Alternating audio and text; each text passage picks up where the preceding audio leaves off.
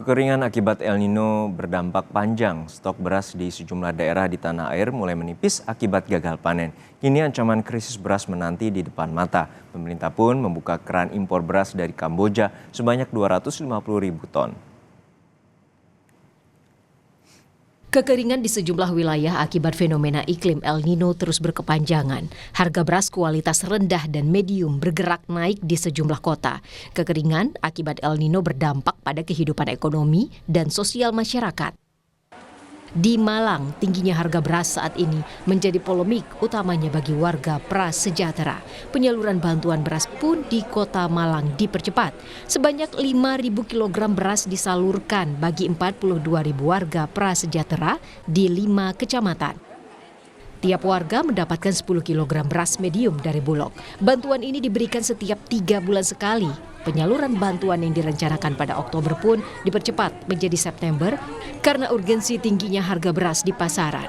Warga bersyukur dengan adanya bantuan beras ini di tengah kesulitan membeli beras yang harganya mahal. Sangat membantu sekali bagi orang-orang yang miskin kayak saya. Tuh, makasih. 10 kilo rutin dapat bantuan penyaluran bantuan ini nggak? Iya, 3 bulan sekali. Tiap 3 bulan berapa kilo? Ya 10 kilo ini. Petugas Dinas Pangan Pertanian Peternakan dan Perikanan Blora mengecek gudang Bulog di Desa Tempel Mahabang, Kecamatan Jepon. Stok beras di gudang ini dipastikan aman untuk penyaluran bansos ke warga. Saat ini stok beras mencapai 3.500 ton, sementara kebutuhan penyaluran bansos bagi lebih dari 92.000 keluarga penerima manfaat sebesar 270.000 ton. Kuota untuk Kabupaten Blora di 92.955 kpm diharapkan semua bisa terdistribusi bantuan pangan di Kabupaten Blora. Di lapangan ini stok kita lihat cukup untuk cadangan beras di Kabupaten Blora dalam rangka meredam inflasi beras yang selama ini karena kaitannya dengan musim El Nino atau juga kemarau panjang. Sementara itu, Gubernur Bengkulu Rohidin Mersyah melepas langsung 4 unit truk pembawa beras bantuan pangan tahap 2 dari gudang Bulog Bengkulu. Sebanyak 1.697 ton beras cadangan pemerintah ini disalurkan kepada 169.000 keluarga penerima manfaat di Provinsi Bengkulu. Pemerintah Provinsi Bengkulu memastikan stok beras yang ada di Bengkulu masih aman hingga akhir tahun dengan alokasi mencapai 9.000 ton. Penyaluran beras tahap kedua ini yang dipercepat 1 bulan dari jadwal semestinya karena kita menangkap kondisi di lapangan.